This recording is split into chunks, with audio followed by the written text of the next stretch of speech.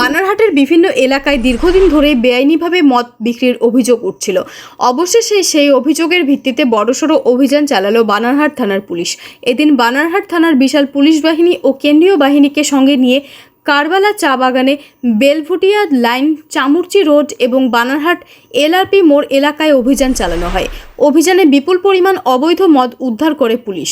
অভিযানের সময় বেআইনিভাবে মদ বিক্রির অভিযোগে এক রেস্তোরাঁ মালিককে হাতে নাতে গ্রেপ্তার করে। পাশাপাশি বিভিন্ন এলাকা থেকে মোট 12 জনকে আটক করে জিজ্ঞাসাবাদ শুরু করেছে পুলিশ। স্থানীয় সূত্রে জানা যায়, বানারহাটের বিভিন্ন এলাকায় অবৈধ মদ বিক্রির জেরে মদ্যপ অবস্থায় গাড়ি চালানোর প্রবণতা বেড়ে গিয়েছিল।